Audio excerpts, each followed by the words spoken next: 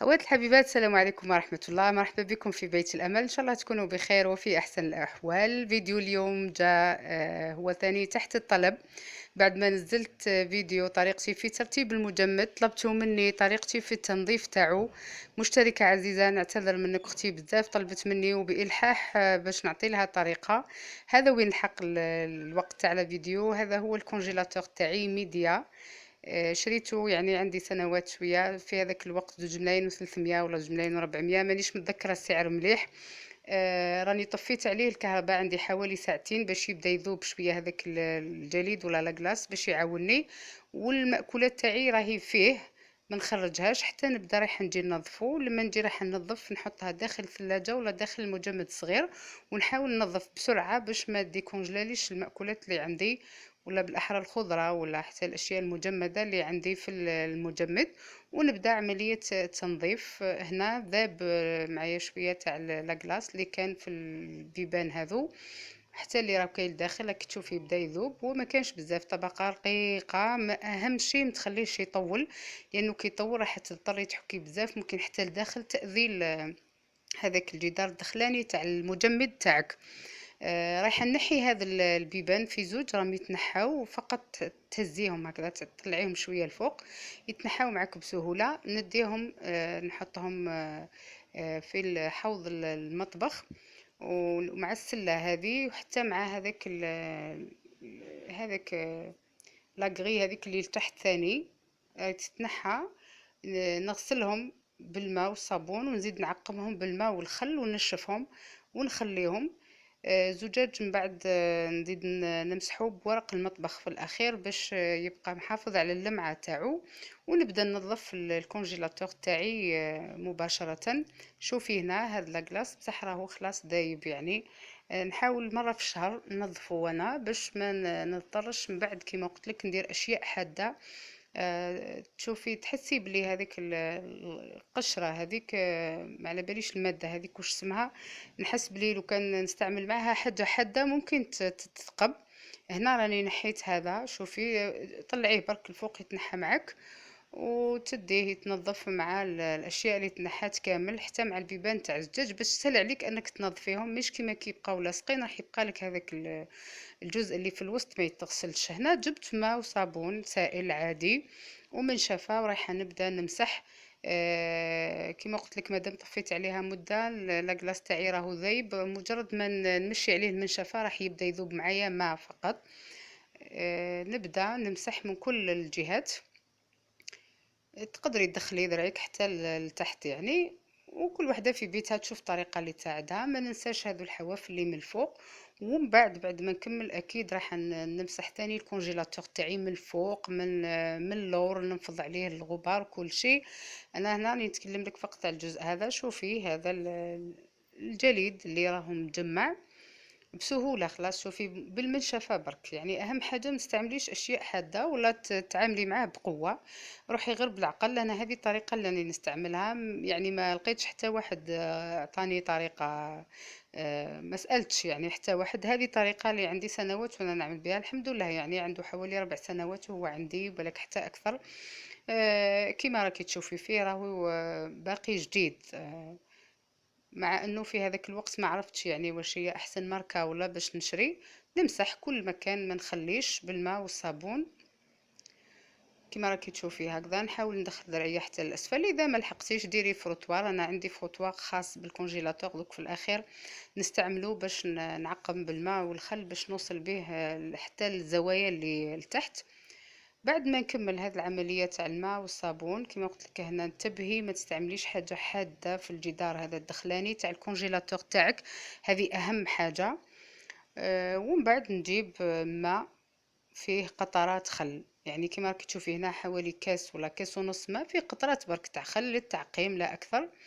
ونعاود ندير المنشفة نمسح بها كل الجدران الداخل تاع الكونجيلاتور، والباب من داخل من برا، كل شيء كل مكان، يعني بنفس الطريقة اللي درت بها الماء والصابون. المنشفة ما نشمخاش بزاف، نخليها مبلة برك باش تعاوني كيما راكي تشوفي هكذا. شوفي يعني انا قلت لك عنده حوالي 5 سنوات، الحمد لله باقي في وضعية جيدة ممتازة. يعني حتى في الحفظ تاع الأغذية راه يحفظ لي، ما تخافيش منه. يعني المشتركة العزيزة هي مشتركة وفية في بيت الأمل، نحييها تحية كبيرة. هي قالت لي عندها شهرين فقط من اللي شراتو. ما تخافيش منه اختي، فقط يعني حافظي عليه برك بطريقتك. هذا ما كان. دايما ما تخليش يتجمع فيه لاكلاص كما قلت لك. ونكمل هنا.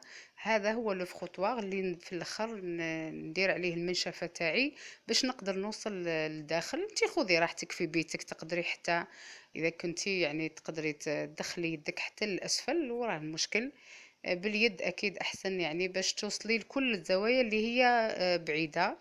ما تستعمليش الجافيل. الخل فقط معقم رائع. دايما شعارنا الخل والبيكربونات في البيت أحسن من المواد الأخرى. حتى الجافيل لو كان تستعمليه خلي لك ريحة قوية. كاين هذا البوشون هذا ولا ما على باليش واش نسميه.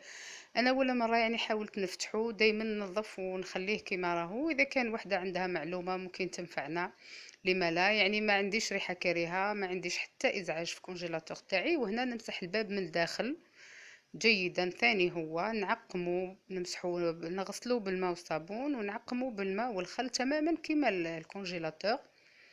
هذه طريقة تاع الخل ما تخليش الروائح اطلاقا في الكونجيلاتور تاعك. ومع طريقة التنظيم اللي كنت شاركتها معكم، راني راح نخلي لكم الرابط تاعها في صندوق الوصف. طريقة تاع السلات هذيك اللي بالأغطية نفعتني، زادت نقصت الروائح خلاص في المجمد. نتمنى ان شاء الله اذا لقيتوا هذوك السلات تستعملوهم. حتى اسعارهم معقولة يعني في المتناول. بحثوا برك بشوية بشوية، ربما ان شاء الله تلقاو هذه الاشياء.